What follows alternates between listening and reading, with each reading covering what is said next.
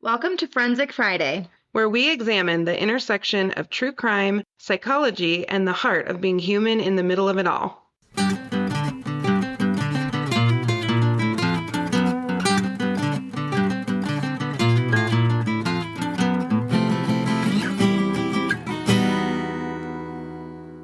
Hello. Hi. It is 10 o'clock at night. Oh, Nat and yeah. I are both, I don't know, bleary-eyed. I'm bleary-eyed. I'm something.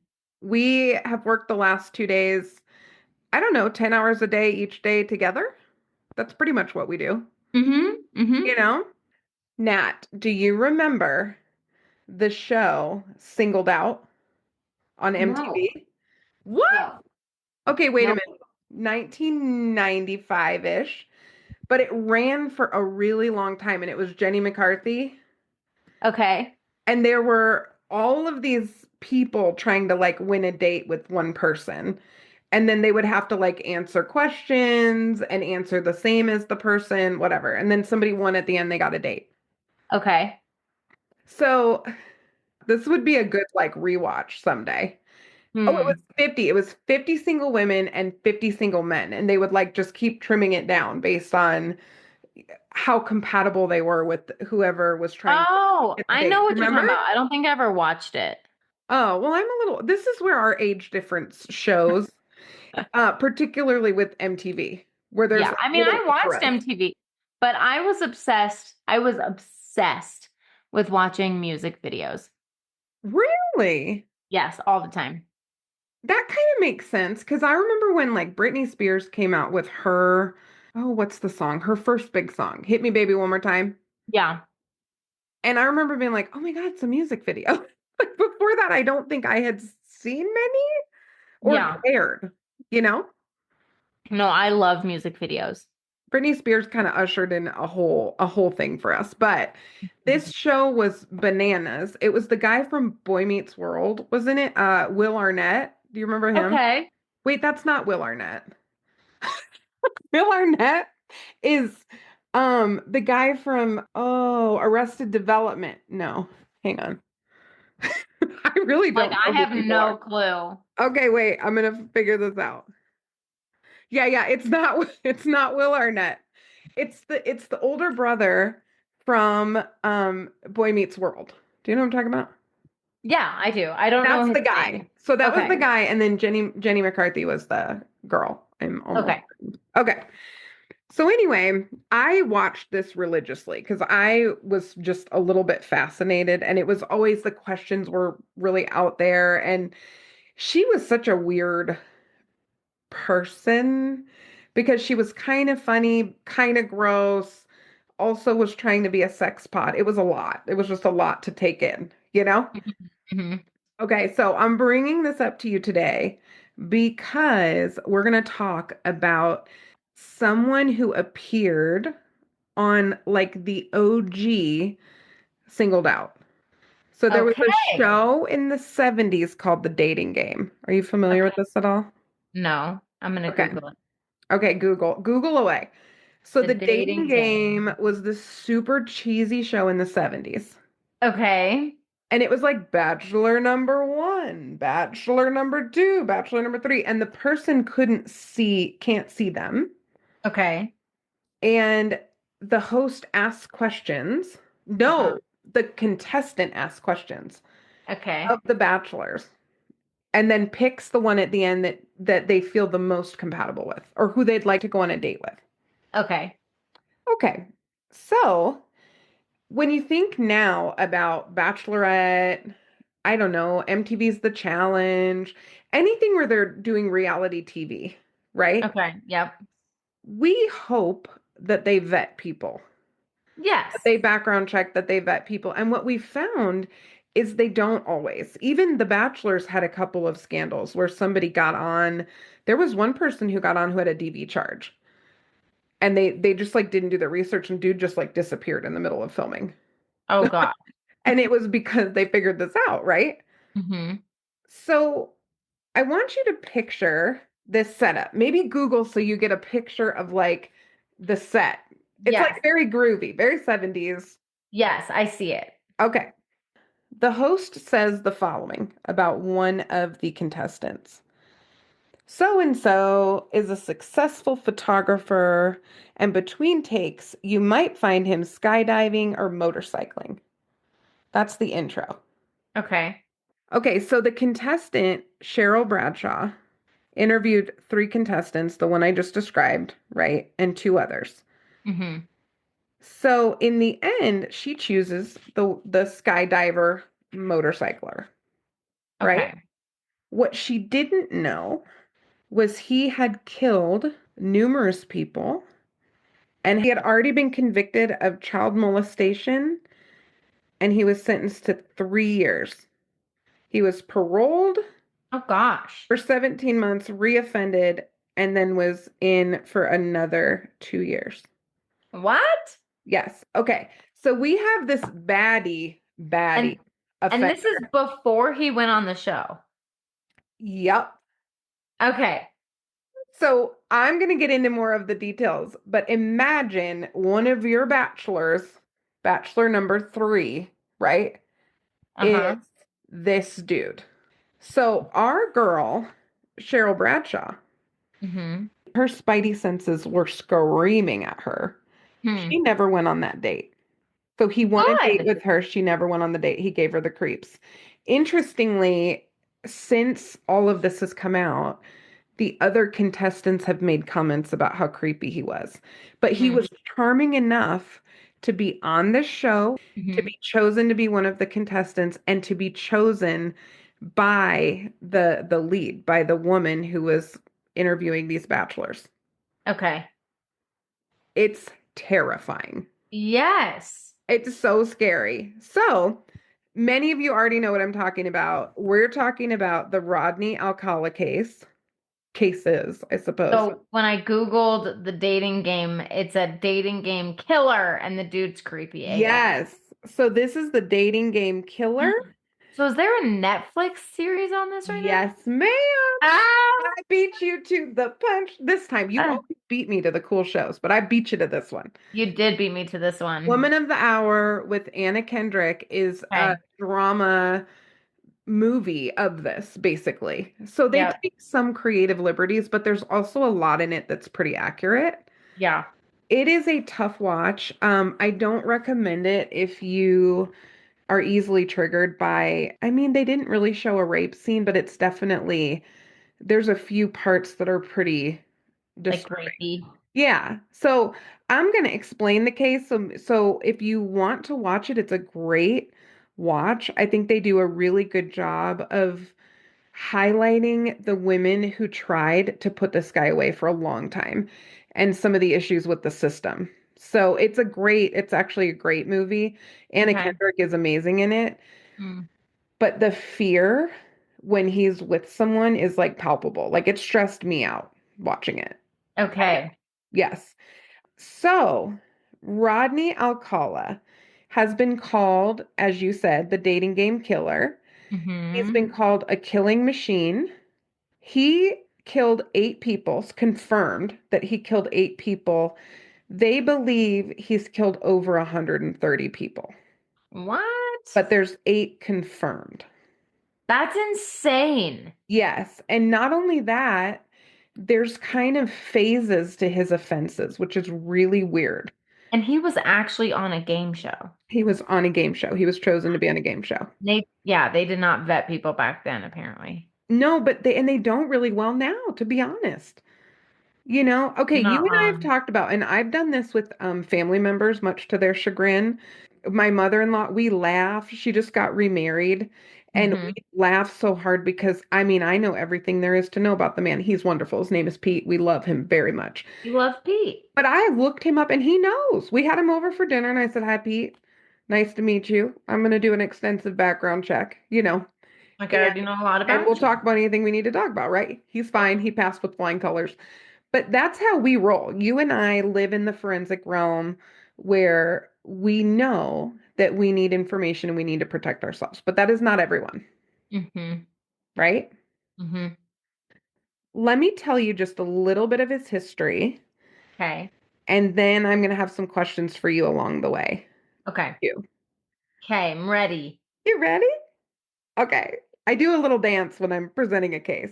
It's very exciting. It's very exciting. I know, with all my excellent rhythm, right? Hmm. Okay, so he was born August 23rd, 1943. Okay. He was the third of four children born to a Mexican American couple in San Antonio, Texas. Hmm. In 1951, Alcala's father moved the family to Mexico, then abandoned them 3 years later. Hmm.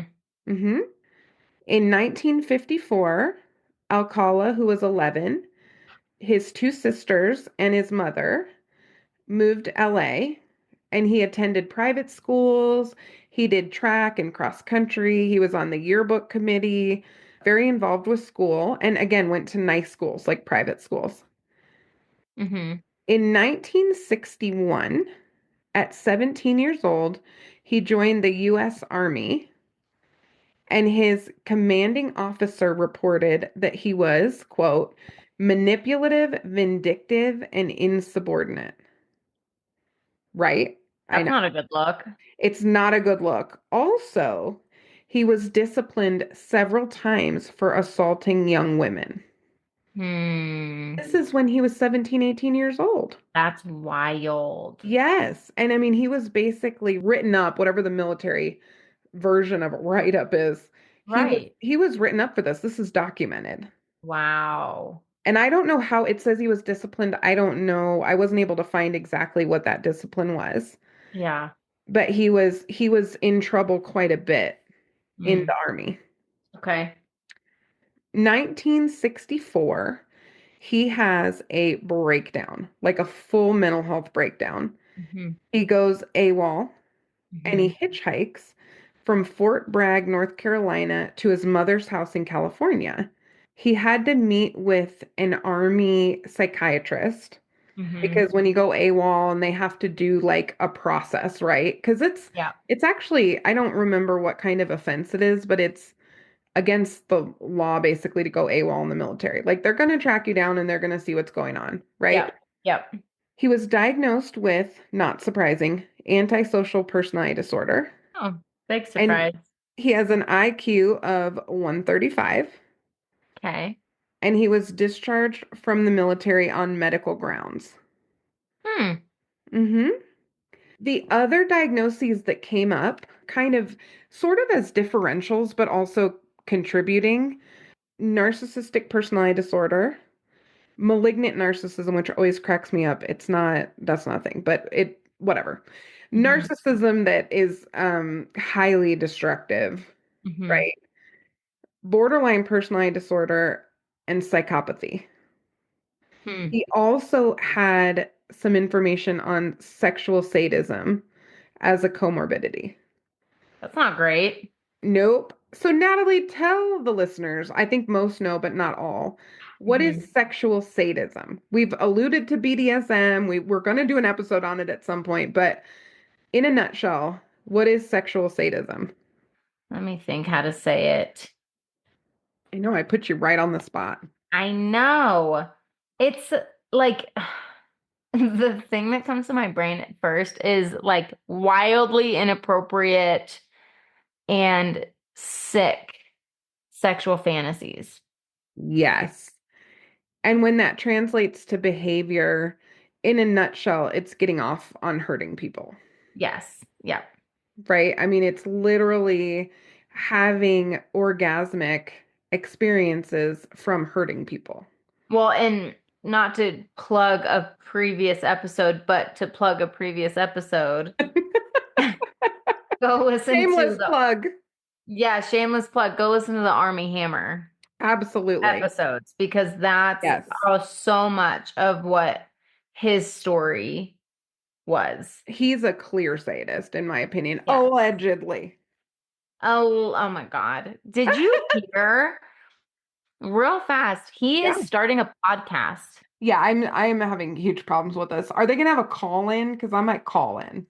We should say, hey, we featured you on ours. We did. Let's collaborate. Also, Can you just never be in a relationship again? Please and thanks. Her. I'm like, you're Ever. trying to come back from the social and Hollywood grave, my friend. I don't know if this is gonna go well. Well, it's funny because somebody popped up on our YouTube, like defending him. He's been wrongfully Really? accused. Listen, Who I was did like, you delete this is it? some hot nonsense. Absolutely. You need to send these things to me before I you delete know. it. But basically it was like he's been wrongfully accused and blah blah blah. Maybe he has. My apologies, Army. No, he hasn't. But you also like took a chunk out of somebody, was it neck or back when he bit her? Yeah. And I find the victim's testimony compelling. And you know what? That's my right as an American citizen to have an opinion. Yes. I get to have an opinion. So do you. I'm going to delete it because I disagree and it's my podcast. Have your own. Apparently, Hermie Amber's going to have his own. Yeah, go You be comment you. on his. You do you, boo. Yeah. Okay. So back to Rodney Alcala. So he has this freak out. He's discharged from the military. Okay. He plugs into college. He Mhm. graduated from UCLA School of the Arts and Architecture, and he also studied film under Roman Polanski. Oh, Okay, what do we know about Roman Polanski? I don't know. Okay, I was gonna say, I he's know a nothing convicted about sex offender. he what? Roman Polanski is a convicted sex offender. Oh, cool. He's a film director who had relationships with much, much younger women. Oh, I've heard of him. Uh-huh. So I do find it a little bit ironic that this is who Rodney Alcala studied under, and I'll tell you why. Because he is also a sex offender. Awesome. I'm gonna get into that. Let's talk about his early crimes. Okay. Early crimes. This man, unfortunately, has several resumes broken up by incarceration. So it's like, I did this, this, this, in jail for a while, this, this, this. So it's a little bit of a ride, but I'll take you through it as quick as I can. Okay. This one, in my opinion, is one of the more important ones to talk about. They're all important. All of the victims are valuable and they're just human, they're human beings. They shouldn't have been assaulted, raped, hmm murdered, right? Any of it. But this first one is especially upsetting. Okay. September 25th, 1968. So remember, he had his breakdown in 64. Okay. Goes to college, finishes up college. This is pretty much right after that, right? Okay. A motorist named Donald Haynes called police after he saw Alcala lure Tally Shapiro, an 8-year-old little girl, into his Hollywood apartment. Oh no. Yep. Shapiro was living in the Chateau Marmont with her family, and she was approached by him on her way to school, and he kind of pulled up beside her and asked if she needed a ride. She said no. He told her, "Oh, I know your parents. I'm helping them out," basically. Okay. And she got in the car. He took her to his apartment and told her he wanted to show her a picture. When police arrived, because of this motorist who saw something and made a call, they found her alive, but she was in a pool of her own blood. And she had been raped and beaten with a steel bar. Mm, Alcala fled. okay. Okay. Shapiro was in a coma for 32 days and spent months in recovery. So she was viciously attacked really fast. It was like, boom, she's in the apartment, he attacks her, and then he's running because the cops got there. That's how fast this happened. Oh, and she's 8 years old. And she was 8 years old. Eight Oh, years old. And so Donald, the motorist, had that spidey sense, right? He saw this happen, saw this little girl go into this apartment and didn't feel great about it and made a right. phone call. And that phone call ultimately saved her life because it spooked Alcala and he ran. Thank God. Yes. Mm. So basically, Donald Haynes was able to identify Alcala because they found Shapiro in Alcala's apartment. So even though he wasn't there, they Mm-hmm. know who he is, clearly, Mm-hmm. Mm-hmm. and he's tied to this. There's no question who did this, right? Right. So he decides, I gotta dip, right? So he left California and enrolled at NYU under the name John Berger. Oh wow. So he changed his name. Changed his name. I do that. Like I guess it was back in the day, but it's like we have to like I memorized my social security number when I applied for colleges. That's when I memorized it. Yes. Well, and also, you and I've had a name change by marriage. There's a process. Yeah, it's not that easy. No, it takes time and you gotta like sort out your paperwork. So I don't really know how he did it. He's a little bit of a con artist in his own right. And so I don't Yeah. know how he did it, but he's John Berger now at NYU. Okay. So Cornelia Crilly, a 23-year-old Trans World Airlines flight attendant, was found raped and murdered in her Manhattan apartment on June 12th, 1971. Alcala had strangled her with her own stockings and left her for dead. Mm, Basically, what they believe happened, and I think they've kind of put this together with witnesses and some other things. She was moving into her new apartment and mm-hmm. she accepted his help in moving some furniture. Mm. Her murder remained unsolved until 2011. Wow. Yeah, DNA, which I'm going to get to. But Okay. it was unsolved all that time. Can you imagine her family from 1971 to 2011? Didn't know what happened. Oh, it's so 40 sad. years. Yeah. Yeah. Okay. Basically, he, this is like so also just upsetting. So he murdered this woman in June of 71. Also in 1971, he got a job at a New Hampshire arts camp as a counselor for children using a Mhm. slightly different alias. So instead of John Berger, Berger, it's Okay. now John Berger, like Like burger, a burger. like a Okay. burger. The Weird. FBI is like, this guy ran Yeah. away. We don't know where he is. So he ends up on the 10 most wanted fugitives with the FBI. So there's Okay. pictures of him. Everybody knows this. It takes months for two campers to notice his photo on the FBI poster at the post office. What? Yes. So these little campers go to the post office and they see this FBI poster and it's like, oh, hey, that's John Berger, camp counselor. Oh my gosh. He's terrifying. Like he just shows up in these places. Yeah. So he was arrested and Okay. extradited to California. By then, Tally Shapiro's parents had taken the whole family to Mexico Okay. and they wouldn't Mhm. allow her to testify. And I kind of understand that. I mean, this is let's see, she was 10 or 11 at this point, and they didn't want to put her through the trial, which I can understand.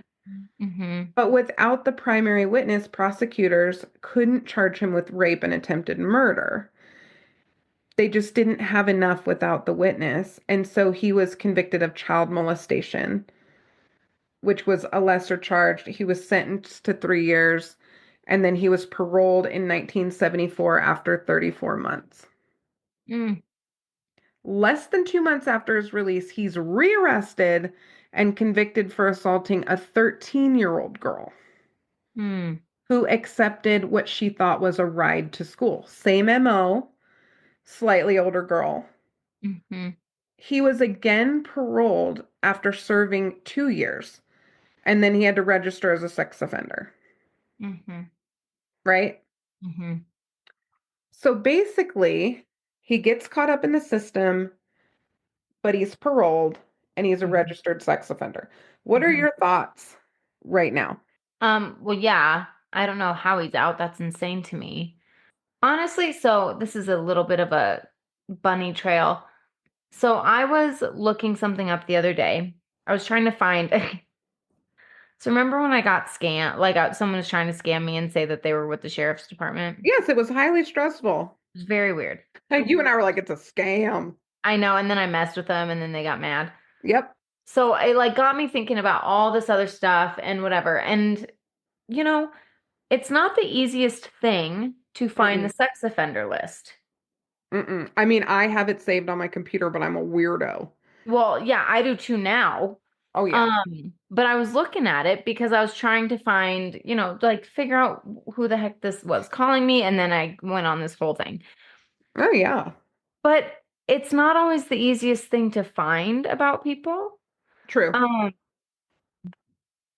and so I think what's challenging is like this dude's obviously this crazy perpetrator. Yes. And yeah, I don't love that he's out, and I don't love that he's around kids, and I don't love that people don't Mm-mm. know about him. Yep. So let me tell you something that's gonna make you big mad. Yay. I know. You did it to me with Menendez. I owe you one. I know. Okay.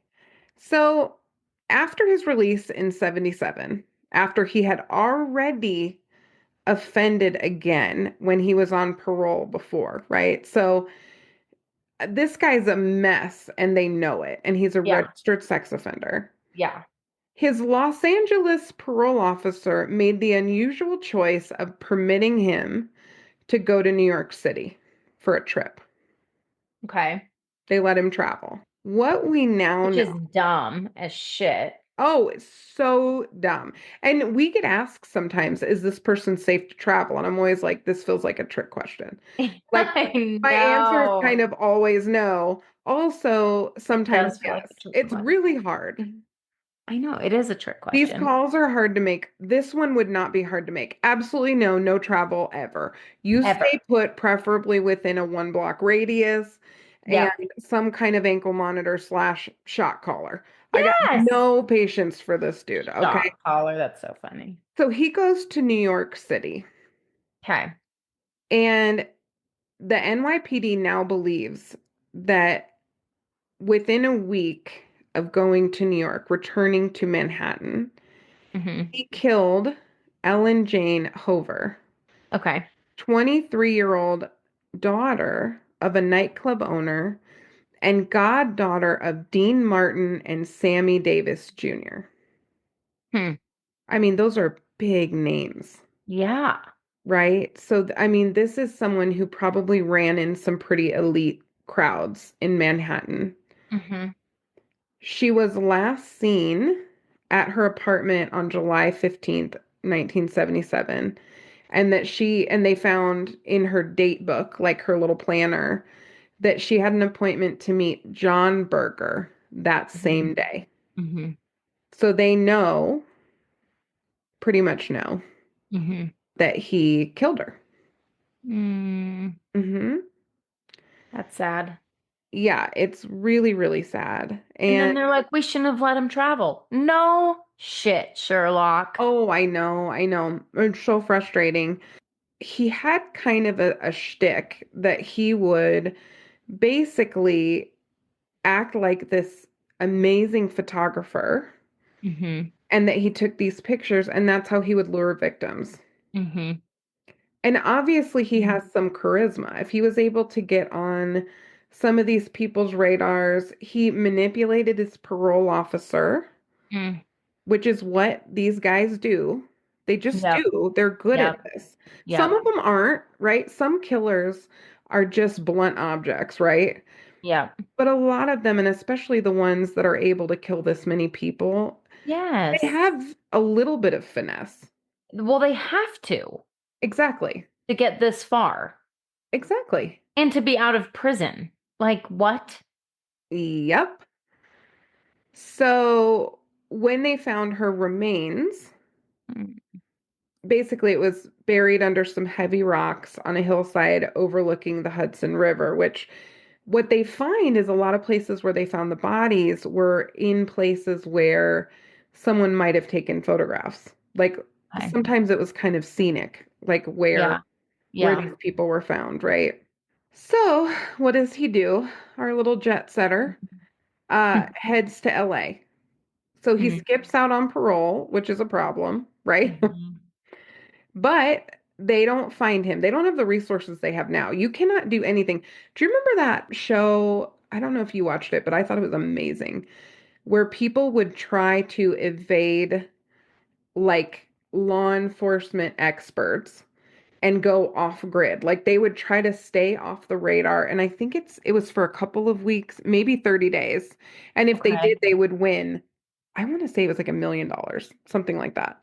Dang. They can find these people. It was the dumbest stuff that got them caught. And a Yeah. couple of them went down into the swamp for like weeks at a time, and they came up and ended up trying to get a little bit of food at a gas station, and they got picked up on the camera, and bam. Oh Like I my mean, gosh. you really can't do this now, but at this time, if you jumped parole, they would probably send some kind of a message out, but we didn't have the internet the same way. Yeah. I don't know that we had the internet at all in the Mm. 70s. Hmm. Computers were massive, computer systems, networks of computers. Like my dad talked about when he was in college, the computer was like a building practically, or like Right. a floor of a building. It wasn't like it is now. Right. So he goes back to LA and becomes a typesetter, which I don't actually even know what that is, but he was a typesetter for the LA Times. Okay. He was interviewed by members of the Hillside Strangler Task Force Okay. because he was a known sex offender in the area. Ooh. He was ruled out as the strangler, but then he gets arrested and served a brief sentence for marijuana possession. They get him for that. They get him for having marijuana. Oh my gosh. Brief sentence. I don't know how long it was. Yeah. During this time, when he was in LA, working for the LA Times, he convinced hundreds of young men and women that he was a professional fashion photographer and took pictures of them for his portfolio. What? He didn't kill all of these people, but he killed some of these people, you know? That's wild. And some of these pictures were naked pictures. And so he would kind of get their trust. He would give them a bunch of like nice feedback, whatever, and then it just would progress. And ultimately, he would end up taking nude photos of people as well. Mm. That's icky. All of that happened leading up to his dating game appearance. Okay. All of that. So when he's in LA working for the LA Times, Hmm. this is when he books the dating game. Okay. He's in a literal killing spree and he goes on this show. Oh my gosh. Isn't that just insane? How long does he get away with this? Right? To I be mean, honest. it's stressful. Like when I was watching the movie on Netflix, I was getting stressed, like Really? actually I'll stressed. have to Yeah. watch it. Well, just because I think they do a really good job of portraying that moment when a psychopathic person makes that shift Okay. from they're talking to you, they're normal, they're whatever, we're having a conversation, there might be a little something off, and then bam, like you are my victim, Mm-hmm. and I'm going to do whatever I want to do to you. Mm. And it's so scary to see that played out. And Yeah. you and I work in the forensic realm, so we do work with people who've done some pretty awful things, but we're not working with Rodney Alcala. You know what I mean? Like Mm-hmm. this is a whole different breed of Mm-hmm. human. And so Mm-hmm. seeing it on the screen, I think it just I don't know, it creeped me out a little bit because Yeah.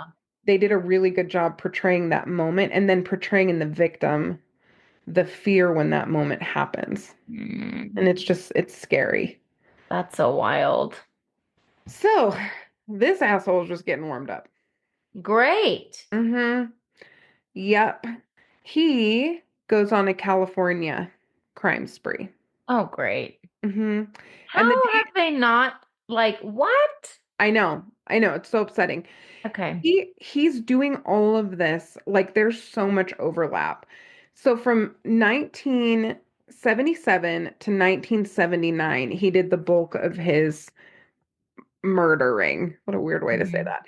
He Hmm. did the majority of his criminal behavior between 1977 and 1979. He was a criminal before that, Right. but the speed, the pace of it, and you and I talk about Yeah. how that happens sometimes. Like they get this high and then they're trying to recreate this high, Yeah. and that is what's happening. And that's the sexual sadism part as well, Yeah. right? It's almost an addiction and you see it play out that way. Yeah. So Dating Game is in 1978, right in the middle of this spree that I'm about to tell you Mm. about. So it's after the first things, after the first crimes, before this California crime spree.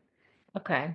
So in 1977, in November of 1977, he murdered Jill Terry Barcombe, an Mm. 18-year-old girl who was from New York.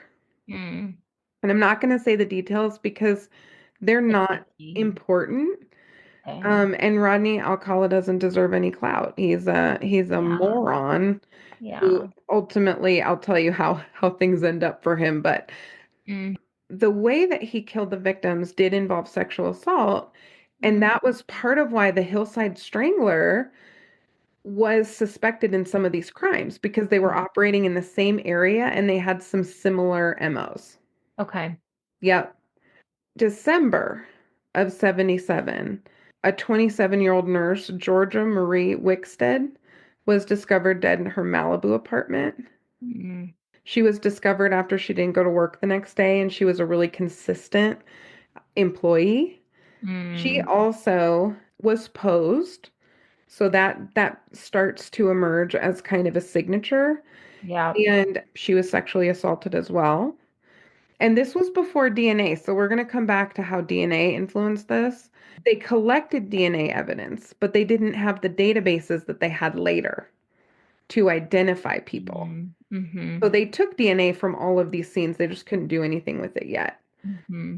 They also found a handprint at that particular scene. Okay. Yep. June of 1978, so like 6 months later, Yeah.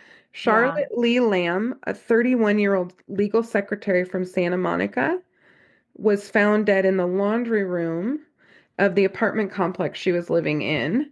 Wow. And she was in El Segundo, Mm. sexually assaulted, posed, and the DNA was a match Mm. to Alcala. But again, they don't know that until later. They just collected DNA. Right. Hmm. They also eventually found DNA on a pair of earrings that matched Lamb, and it was found in Alcala's like storage locker. Okay. So that ended up tying him to this case as well. Mm. On Valentine's Day, 1979, he picked up 15-year-old hitchhiker Monique Hoyt in Mm. Riverside County. He drove her to his apartment and attacked her there. Mm. Then they traveled to Joshua Tree in California, Mm. where he took photos of her, assaulted her again. This was a long assault that took place over some time. Mm. Okay. And it's really horrific. And then he bludgeoned her with a rock to her head. So he hit her in the Mm. head with a rock. But our girl, Monique Hoyt, Mm-hmm. escaped Okay. because she went into a gas station bathroom on the drive back. She filed a police report. He was arrested, but his mother posted bail. Oh my gosh. What is with some of these people and their moms? This and Chris Brown. We still haven't released the Chris Brown episode, but this is, I mean, Chris Brown's not a serial killer that we know of, although it wouldn't Yeah. surprise me in Did some we ways. do one on Chris Brown? We did in the very beginning. So I don't even remember. the quality's not amazing. It was an out of body experience for me because I was angry on that one, like I was angry on the purity culture one. We were at your house, right? Yes. For that one. Okay. And I lose my shit over Chris Brown because he's Oh, never held accountable. you hate him Well, so much. this dude's mama posts bail and he's murdering people like every couple months. I know it's ridiculous. Jackass. She's a jackass too for doing it. Whatever. Mm-hmm. Listen, if I love you and you do something horrendous, don't call me. Mm-hmm. I'm not doing shit for you. You're gonna sit in jail. Mm-hmm. And I have receipts. There have been times in my life when people have called me for help, and I love everybody. But Yeah, if you do something like this and I know you're sketchy, you're going to sit in jail and think about it for a while. I'm yeah, not bailing you out. that makes sense. Anyway, passionate about this because this is the recidivism stuff that you and I work with every day.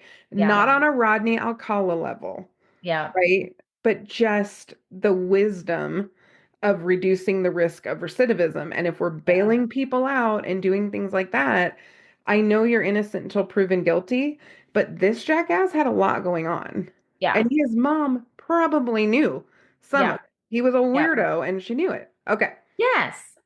June of 1979, Okay. Jill Marie Parento, a 21-year-old computer key punch operator, I don't even know what that is, but it sounds amazing, left work early to go to a baseball game. She didn't show up to work the next day. Police went to her apartment, found signs of forced entry, Mm. and she had been assaulted and beaten and strangled, essentially, as Mm. well. Whoever killed her, which we now know as Alcala, cut himself crawling through a window. Oh, all Uh-huh. sucks to And suck, bro. sucks to suck. We've been saying that a lot this week. I know. The blood evidence eventually would lead them to Alcala. Now, Parento's friend, Catherine Bryant, testified later on that Mhm. she and Parento had met Alcala at the club several times before. So what's interesting about him is sometimes he's a really interesting spree killer because sometimes it's an immediate impulse control thing. Other times he kind of gets to know the person a few times before he acts. So from a profile perspective, it's a little bit interesting. June 20th, this is 1 week later. Do you see how it's getting faster? Yep, yep. June 20th, 1 week later, Robin Christine Samso, a 12-year-old girl from Mm. Huntington Beach, disappeared as she rode a borrowed bicycle from her home to her ballet class. Her body was found 12 days later in the Los Angeles foothills. So she was dumped off of Santa Anita Canyon Road in California. And he's up in the ante again, beaten, sexually assaulted, and stabbed with a knife. So Mm. that's an escalation for him too. Wow, this guy is just something He's else. he is something. He's like trying really hard to get the death penalty is what he's trying to do. Yeah. So Samso's friends paid attention when a Hmm. stranger had approached them asking to take their pictures. So they actually saw Alcala before he got her away. Oh, dang. Uh-huh. And they were able to come up with a sketch Hmm. of this photographer that had approached this group of kids. Okay. Alcala's parole officer recognized the Mm. sketch as Alcala. Finally, the parole officer's doing something right. He's they're like, "Oh, that's my dude." I can't with this. Yep. This is an epic failure, Yep. right? Yep. So hearing about that spree, I said some of the things that stood out to me. What Mhm. questions do you have and what do you notice from the California spree? Because it was about 2 years. And these are just the known victims. There's so many more. These are just Mhm. the known victims. He's insane, and how has he not been caught again yet? It is a little bit wild. I think today he would have been caught much sooner. Yeah, that's fair. Much, much, much sooner. They didn't have the same technology that we have now. Yeah, but I will tell you, I know of a particular jackass who I actually have talked to the Lord about sending a hurricane to wipe this person off the face of the earth. I won't do it myself because I value my freedom. Okay? Who is it? I value my freedom. I can't say, but this is not an allegedly. This is, I will tell you later, but I can't say it on the air. Oh On the no, air. Does that okay. make me sound old like we're on the radio? Yeah. I can't say his name. My dad's laughing right now. I just already know he's laughing listening to this. Um, Okay. but this is a human who is just scum of the earth level Mm, human, and that it takes a lot for me to say that. I believe there are redemptive qualities in people, not in this human. okay. And he is of the habitual sex offender manipulator variety. So anyway, his parole officer would let him travel when he should not have been allowed to travel. Mm. And it ended up hitting the media and it was a whole thing. Hurricane season, I don't want it to affect anyone else. I just hope there's a strong wind gale, strong enough to take one person away, just one You're person. so funny. Yes, this is the kind of thing where, and I want to know your thoughts on this. Hmm. I believe in having a fair trial. I believe in our rights, all of that. I think that's really important. Yeah. It's hard to know where that line is sometimes between holding someone accountable, right? Hmm. Hmm. And giving them enough room to defend themselves, but allowing space for future victims. Like, Right. it's really hard to figure that out, I think. Hmm. So, I don't know what we do with that exactly. I think we've made some improvements. Yeah. But you and I've talked, and this is terrible, and I shouldn't say it, but I'm gonna say it anyway. Do it. Um, I've worked with juvenile sex offenders, and I can wrap my head around that work. Many of Hmm. them were victims before they acted out, and it's kind of trauma reenactment. I'm Hmm. sure that's true for some adult sex offenders. Hmm. I believe in the work that my colleagues do with sex offenders. Hmm. But there are some people, and Rodney Alcala is one of these people, that he just needs to live on like violent sex offender island and just be away from people. Hmm. He really, I mean, he cannot safely exist with other people. And I agree with that. it's hard to have a way. I mean, the hair psychopathy screening was being developed sort of while this was happening. Yeah. So I do think we have some tools now to keep these people away from further victims, but it's just not a perfect process. And I hope in the future we have even better tools Yeah. Yeah. because he should never, ever, ever have been released ever, No. No, that's ever. insane. And it is not the Shapiro's fault that he He got should off. have, I mean, he should have been kept in prison from the first time he assaulted the 8-year-old.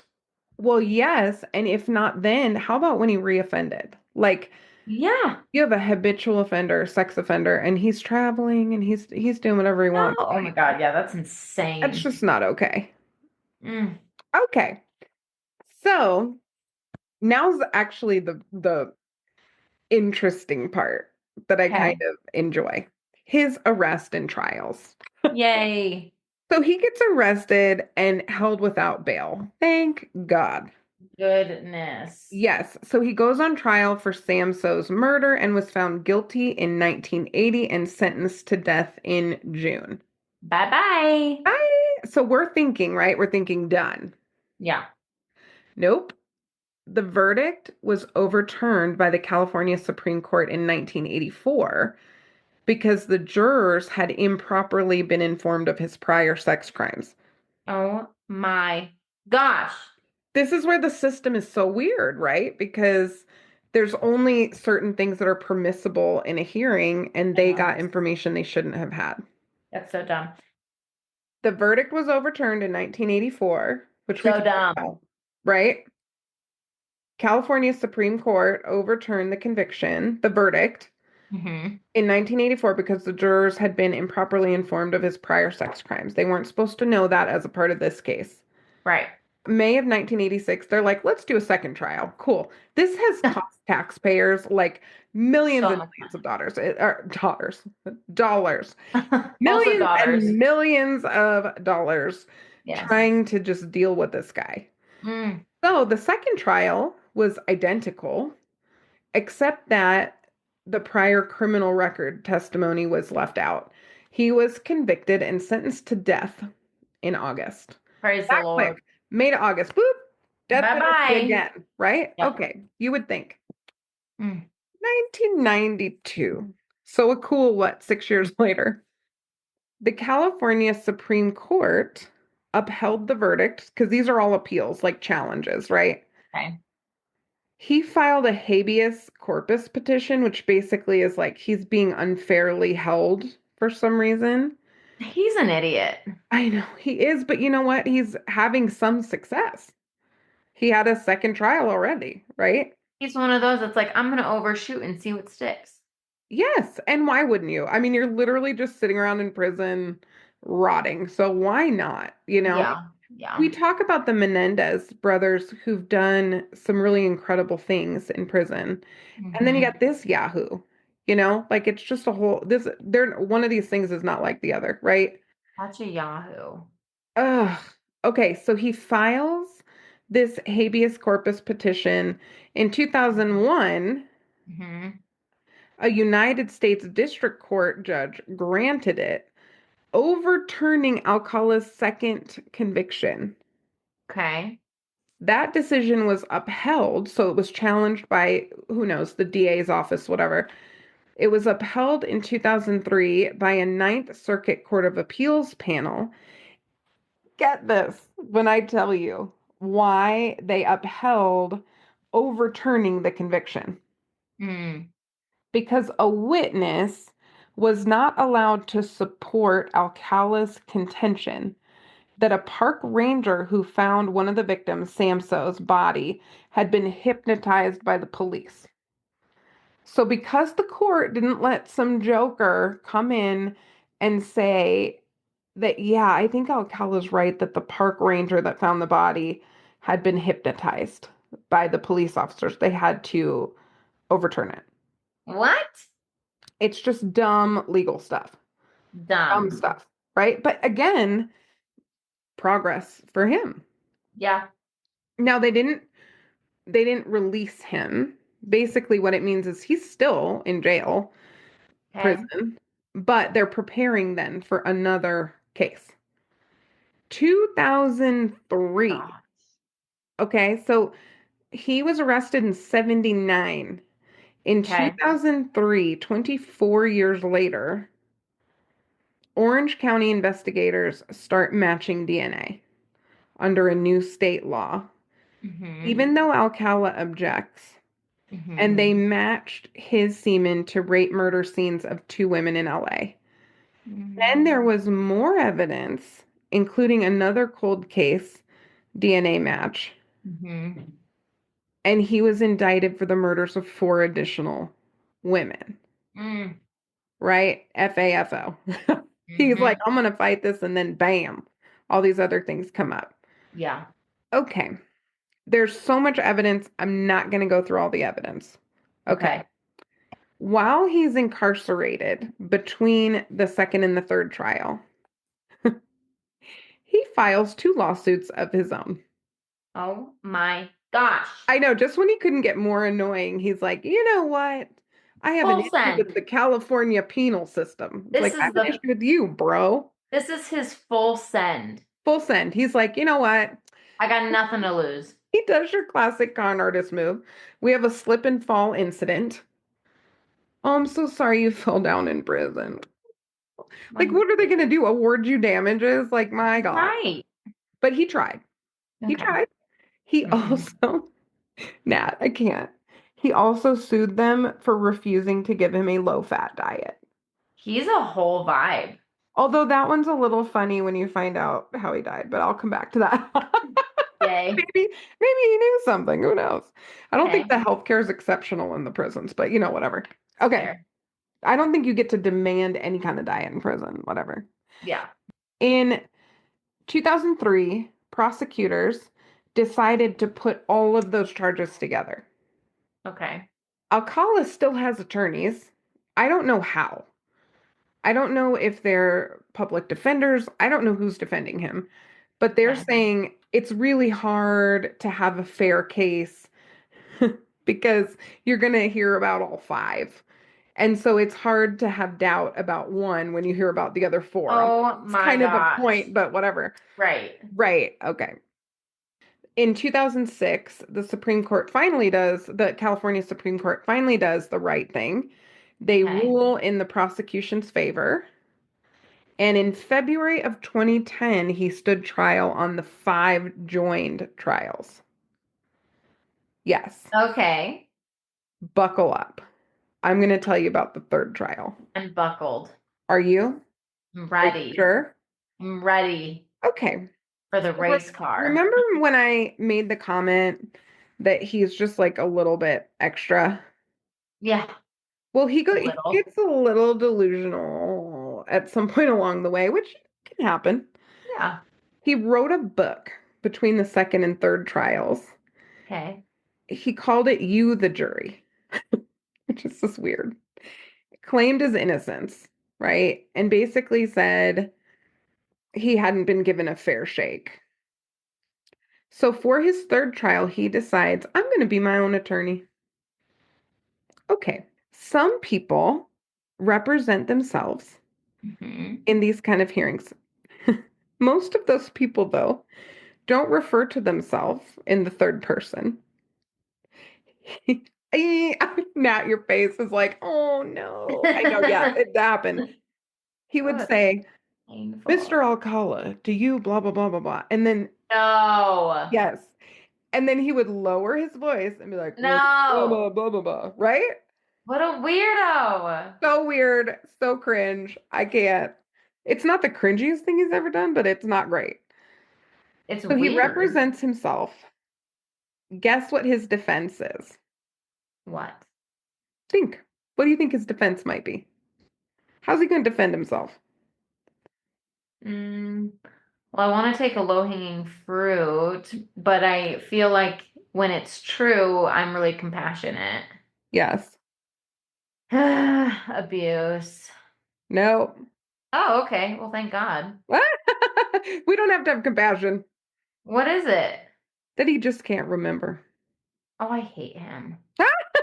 He just can't remember. He's so dumb. Well, and you and I laugh a little when people come to us and they're like, I just can't remember. Or the best, I was rip roaring drunk. I don't remember a thing, but I know I didn't do that. It's like, okay, So, you can't have so it I both don't ways. remember a thing, but I know I Uh-huh. didn't do that. Hmm. Yeah, okay. Okay. So You're you the don't best remember narrator. killing her, but somehow you remembered to take her earrings from the scene. That's Yeah. fascinating. He's Yeah. a lot. So Whole thing. he decides to meet with a psychiatrist Okay. to help support this, that he can't remember because he has borderline personality disorder. I don't think that's a symptom. I was going to say, Natalie, is it a symptom of borderline personality disorder I to can't actually remember stuff? just reviewed this for reasons I won't say, but no, it's not in the DSM. It's really not. It's not anywhere with borderline. We have dissociation. That's not the deal. That's not what's Yes, happening. correct. Basically, they're saying you have borderline personality disorder, which that may be true. Sure. That's not a memory problem, No, right? So hate it for him. That didn't stand up super well. he's a five. Then, for his closing argument, he plays a song. And I want you to find the song because I haven't heard it yet. And I want you to play it. Arlo Guthrie. Arlo. Okay.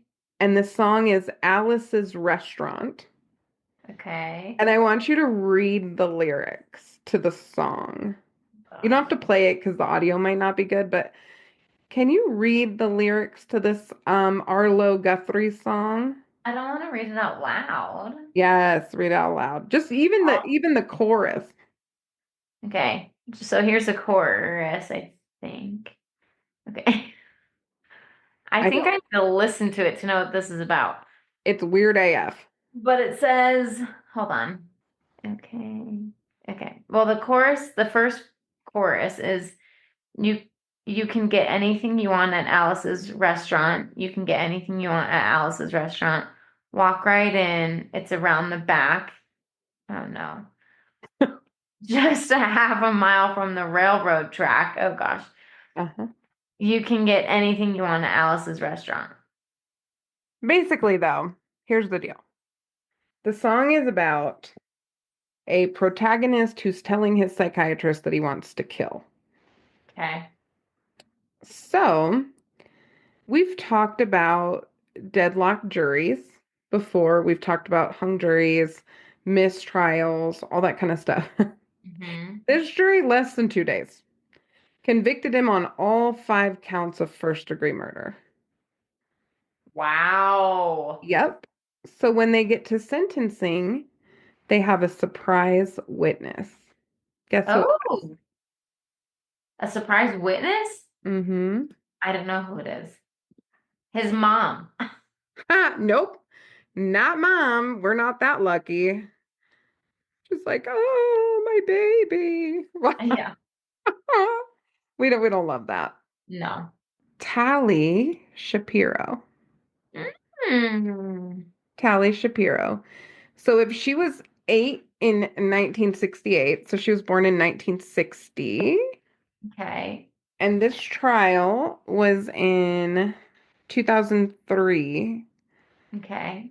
So Tally Shapiro, now 43 years old, was a surprise witness during the penalty phase.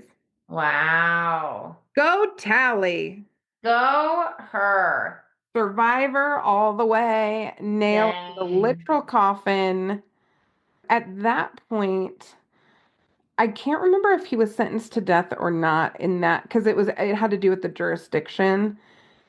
But in March of 2010, no, Hmm. he was sentenced to death for the third time. Okay. Thank God. 2011 to 2012, he was convicted for 2 additional murders. They also found some Washington state cases. Okay. Uh-huh. And then guess how he died? Well, you said something about fat. Mm-hmm. I don't know. Did someone like skin him and peel his fat off? What? Well, if that wouldn't be poetic justice. I know. Well, what's that dude who died in such an insane, like in a way in prison that just matched how he killed people? Anyway, I'll have to think about it. I don't know, but if you find it, I'd love to hear it. Yeah, yeah, yeah. Okay, how'd he die? He died of a heart attack. Oh, sucks to suck. Sucks to suck. Sorry we couldn't get you your low-fat diet, you jackwagon, Uh-huh. right? See you never. Yep. He was 77 years old, so he died July Oh, 24th, 2021 at the age of 77. wow. Mm-hmm. And what was I his name mean, again? he lived like, I don't know, 60 years too long. I just, Oh, I mean, yeah. this is a long ass life for somebody who is honestly a terrible human being. Yeah. What was his full name again? Rodney James Alcala. He was born Rodrigo Jacques Alcala. Okay. Yeah, there's Yep. pictures of him older. Yep. He's insane. I know. Well, and here's the thing. So if you look at pictures of him, Uh-huh. there's this real kind of progression, right? Uh-huh. Because if you look on his, like, look at Wikipedia and you can see like one of his mugshots, and he looks a Yeah. little bit more normal, maybe. Yeah. Yeah. But then as you look at him over time, and especially do you see old man him? Yeah. I mean, he looks like an absolute lunatic Yeah. later on, you know? But think about the millions of dollars that went into all of these trials, you know? Do yeah. Do we know anything about his family history? No, I mean, all we know is that the dad abandoned the family, which we talked about, Yeah. and that's really it. I mean, I can suspect that there were things, but also, I mean, there's really no information about that I can find. He's a psychopathic Yeah. sadist, you know. Well, it just feels like his hatred for women is real strong. He hates women. He took pictures of men and women. Yeah. Honestly, his brain, I really wish, and his one positive contribution to the world could maybe Mm-hmm. have been his brain, Mm. because I feel pretty strongly like his brain structure is different than normal Oh, people. I'm So if sure. I can have any empathy for him, it's the fact that his brain may quite literally be different. Yeah. Like It has to be. it has to be. Now, it's interesting in the movie during one of the scenes with the woman who survived Yeah. the teen who Yeah. survived. They show him crying during the assault. And I didn't see anything in my research about that there was any remorse, any crying. The one girl did survive, but she survived because she escaped at a gas station. Okay. He's an epic power and control baddie. So he would literally strangle victims, let them come back to consciousness and be awake, and then continue to attack them, strangle them, bring them back, including Mm. on at least one instance, may have even used CPR to bring them back. Mm. And so That's crazy. this is a very, very dangerous human with an abnormal brain. Yeah. I can't imagine a trauma connection where this is trauma reenactment. I Yeah. think his brain is different, Yeah. you know? Has to be. Has Now, we do know that some of the scariest offenders have abusive relationships with mom. Like, hmm we've seen that before, but I can't find anything. Well, that's what I was thinking. Mm-hmm. I was wondering what relationship with mom is like. And Maybe you may that find something led. because you are amazing at finding backstories, but truly a horrific hmm honestly, a spree killer. And just, he's nothing if not consistent. He consistently murdered people when he was not incarcerated for 10 years, 10 Yeah. plus years. Yeah. And there could be over 130 victims. So, in Yeah. terms of takeaways, I want to know what you think. What are some takeaways from this story? Because I do have a couple. What can we take away from this one? Because this is a dark, dark and twisty one.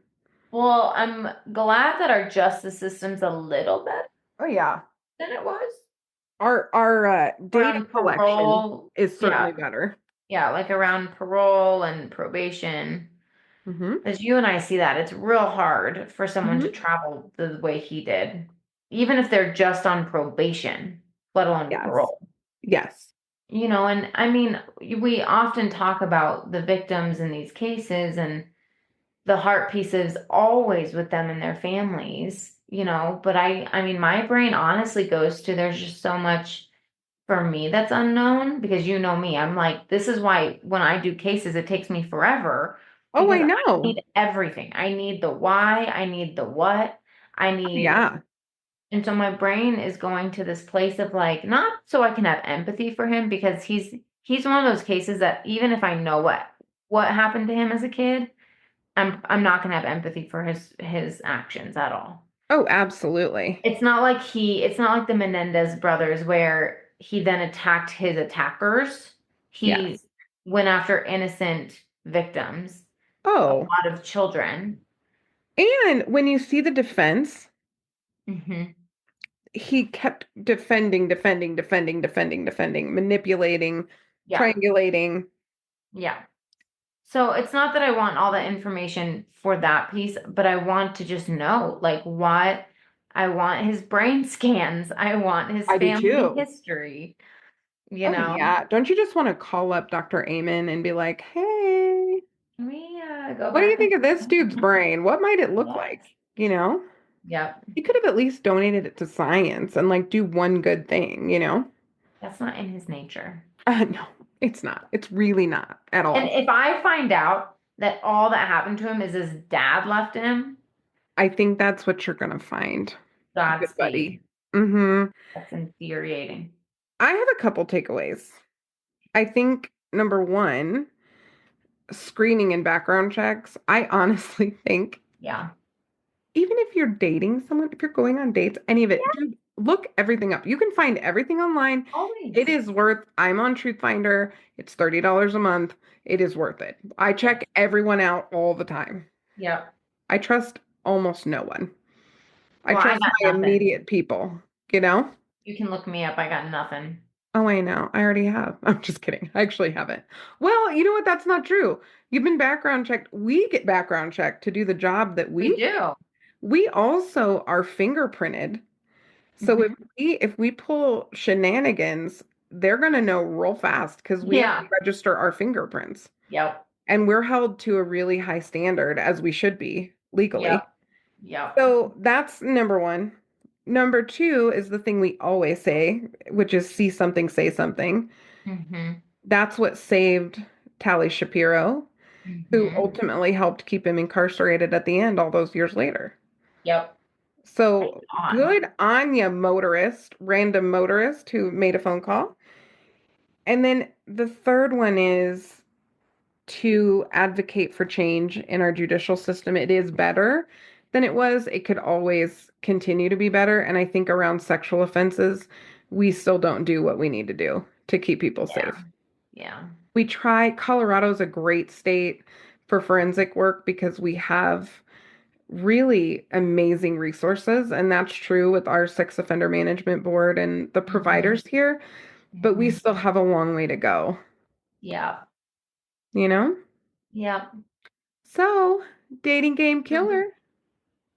Okay. Maybe this Well, will change how you watch The Bachelor. You know what I'm that saying? was There might be a Rodney Alcala out there somewhere. I know. They need to screen these for these shows. They say they do, but don't you just wonder? Also, that would be an amazing job. That'd be so fun. I would love that. Oh, and if we could Maybe they'll profile you, hire us. a contract. Okay, so if you're with The Bachelor with ABC, call Nat. We'll do it. We'll help vet your people. Can you imagine Yes. they would die? The questions that we ask? It's fine. It's great. You wouldn't get any crazies on your show. Mm-mm. At Mm-mm. least crazies in that way. Maybe crazies in another way, but Well, they might be, slightly emotionally unhinged. But I yeah, do feel like you and I could screen out super dangerous people pretty well. I think so. Call us, ABC. Call us. Well, thanks, Nat, for hanging in there on a late night of recording and learning about Rodney Alcala. And now go watch The Dating Game Killer or The Dating Game Yeah. or Woman of the Hour. It's called Woman of Woman the of the Hour. hour. Be sure to watch Woman of the Hour and let us know what you think. Perfect. All right. Well, we'll see you next week, as always. Bye, forensic friends. I'm Janine. And I'm Nat. And as always, thanks for listening and join us next week for more crime, psychology, and heart.